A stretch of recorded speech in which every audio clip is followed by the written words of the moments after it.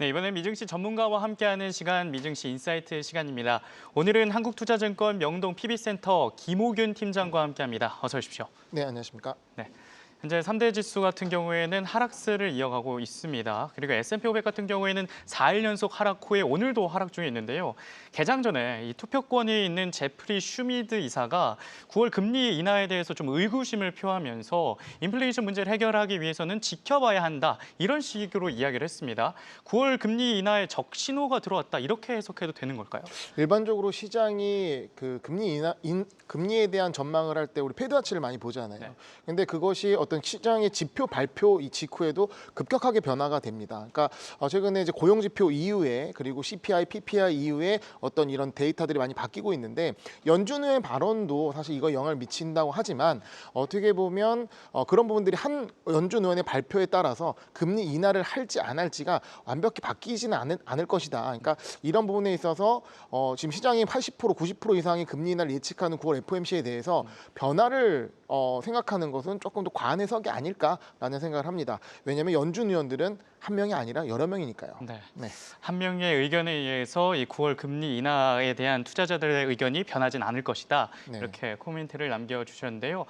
그리고 어제 공개된 7월 FOMC 회의록에서는 인플레이션이 우려된다는 입장이 많았습니다. 따라서 이 잭슨홀 미팅에 대한 파월 의장의 발언이 좀 이 투자자들이 궁금할 가능성이 커졌는데 네. 잭슨홀 미팅 어떻게 예상하고 계십니까? 네, 말씀하신 이제 회의록 관련해서는 이 시기를 좀 잘 봐야 되는데 7월 FOMC 회의록은 이 고용 지표 발표, 고용이 약간 이제 데이터들이 좀 왜곡되고 고용이 좀 축소된 부분들이 나왔던 부분 이전에 나왔던 회의이기 때문에 고용에 대한 불안보다는 이제 물가에 대한 걱정이 좀 높았던 것이고 그때 기존에 7월 인하를 주장했던 2명 말고는 금리 인하보다는 좀 관망을 주장했던 부분이 확인되는 것 같습니다. 하지만 그 이후에 데이터를 바뀌었고 분위기가 바뀌었기 때문에 그걸 보셔야 할 것 같고 지금 잭슨홀 회의에 대한 긴장감이 매우 높습니다. 아무래도 파월 의장이 여기서 연설을 하게 될 것이고 잭슨홀에서 이런 연준의 정책 기조 변화 이런 게 나오지 않을까라는 걱정이 있는데요. 시장에서는 트럼프에 약간 반항하는 이미지, 파월 의장이 그러다 보니까 잭슨홀에서 시장이 원하는 멘트나 아니면 트럼프 대통령이 원하는 어떤 방향보다는 매파적인 발언을 할 것이라는 우려가 좀 있는 것 같습니다.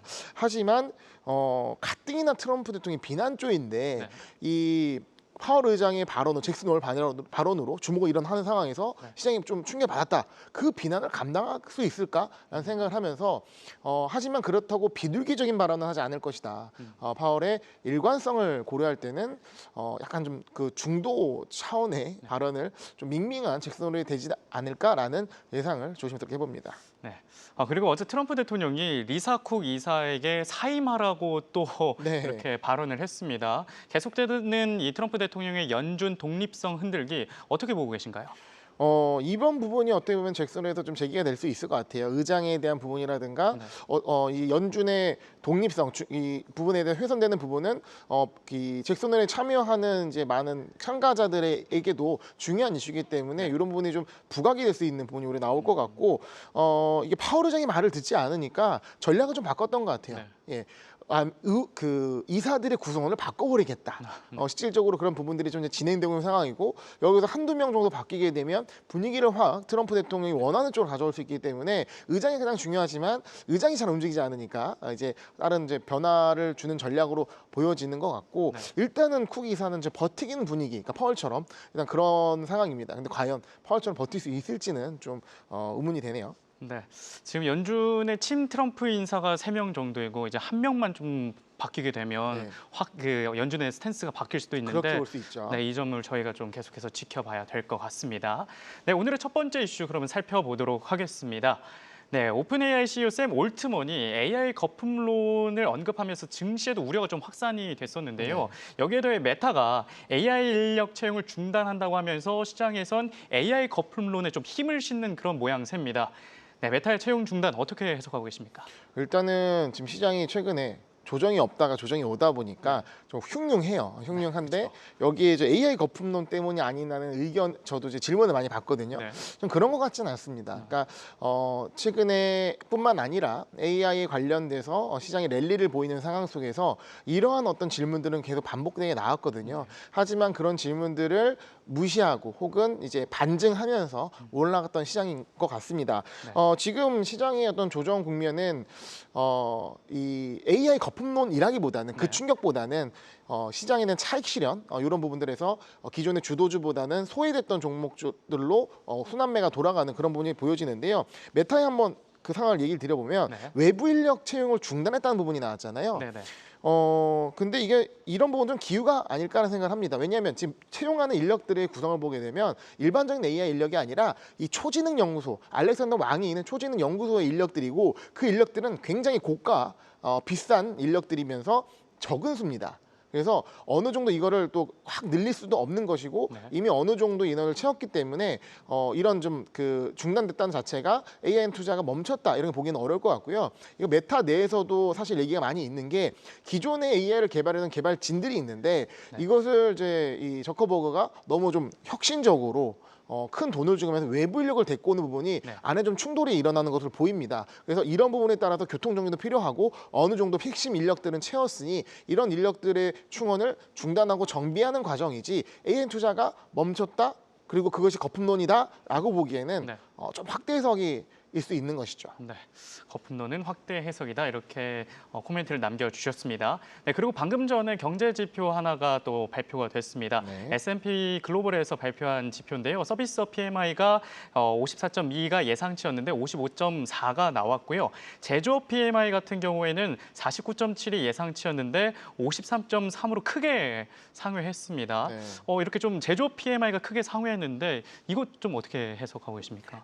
일단은 이제 미국의 경기 침체냐 아니냐는 부분을 PMI로 판단할 수 있는데 네. 사실 침체로 보지는 않아요. 그러니까 고용 데이터는 좀 다른 얘기인데 지금 이 해당되는 이제 PMI 같은 경우는 ISM보다는 조금 비중이 낮지만 네. 그래도 이런 시기에 좀 시장을 좀 받칠 수 있는 재료가 아닐까 싶고요. 현재 시장 움직임을 이 지표 위에 어떻게 움직이는지 과연 2, 3일 동안의 조정을 이 지표로 인해서 뭐 잭슨홀에 이 관망론도 있지만 네. 좀 받쳐 올라갈지 한번 오늘장 지켜보면 좋을 것 같습니다. 네, 방금 발표된 PMI까지 저희가 살펴봤습니다. 그러면 다음 이슈로 넘어가 보도록 하겠습니다.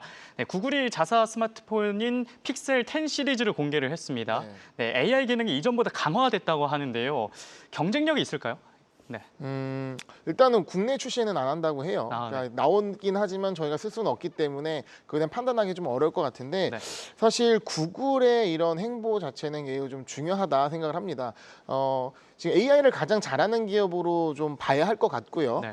이거는 사실 AI 전환이 늦은 애플을 겨냥하는 미국 내 전략이라고 보여지는데 네. 지금 구글, 그 알파벳이 가장 겨냥하고 있는 쪽은 오히려 애플보다는 이 오픈 AI를 갖고 있는 마이크로소프트가 아닐까 생각을 합니다. 특히 오픈 AI가 이 챗GPT로 현재 그 LMM 시장을 1위를 차지하고 있는데 지금 이제 업계 평으로는 제미나이 3가 나오게 되면 지금 최근에 나온 GPT-5보다 더 성능이 좋을 것이다. 조만간에 이 순위가 역전될 것이다라는 어떤 이 개발자들의 폴도 발표가 됐거든요. 그러면 일단 타겟을 LMM 기준으로 1등을 한다.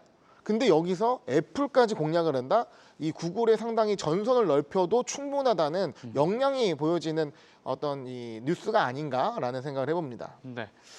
그런데 애플 이야기를 해주셨는데 애플이 AI가 늦으면서 M7 종목들 중에서 좀 부진한 성적을 계속해서 내고 있습니다. 네. 애플의 AI 도대체 언제쯤 제대로 시작할 수 있을 걸로 보이십니까? 많은 분들이 궁금하실 거예요. 근데 애플이 이게 일부러 안 하는 거냐 못 하는 거냐는 얘기도 많이 있는데 최근 들어오는 해석은 이거는 일부러 안 하는 것이다. 못 할 수가 없다. 현재 상황에서 그런 부분을 봤을 때 이 AI 에이전트 쪽, 즉 구글이 굉장히 지금 강점을 갖고 있는 AI 에이전트 쪽에 있어서 최근 AI 소프트웨어 기업들의 주가가 많이 안 좋았습니다. 네. 그거는 구글이 그 모든 거를 다 하는 그림으로 나왔기 때문에 다른 기업들이 B2B나 B2C에서 그런 AI 에이전트 쪽 역량을 발휘할 수 없는 그런 룸이 보이기 때문에 나온 건데 그런 부분들을 애플 입장에서는 이 앱스토어라는 생태계 안에서 많은 소프트웨어들이 생산을 해야 되는데 애플이 이걸 해버리면 이게 일종의 자기 생태계를 죽이는 결과가 되는 부분이 있거든요. 네. 그걸 구글은 했고 애플은 못했다라고 해석해야 할 것 같습니다.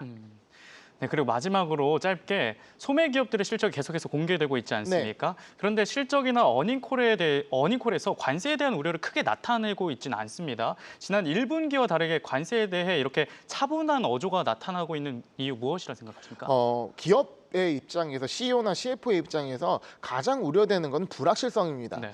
지금은 관세에 대해서 시장도 안도하고 있는 거는 그 불확실성이 많이 제거됐기 때문이죠. 하지만 지난 분기 실적 발표만 하더라도 혹은 그 전 발표만 하더라도 네. 관세가 어떻게 될지 아무도 모르고 심지어 그거를 진행한 트럼프조차도 확신하기 못한 상황이었거든요. 가이던스를 발표할 수 없는 상황이었고요. 네. 근데 지금은 어떻게 보면 이 관세가 부과는 됐죠. 그러니까 10 플러스 알파인데 그 10 플러스 10이라는 정도의 관세가 어느 정도 시장이 감내할 수준까지 현재 진행이 됐고 네. 플러스 알파라는 부분도 크게 우려하는 부분은 아니기 때문에 기업들이 관세에 대해서 언급은 하지만 그렇게 우려하고 있지는 않다라고 해석을 해야 될 것 같습니다. 네.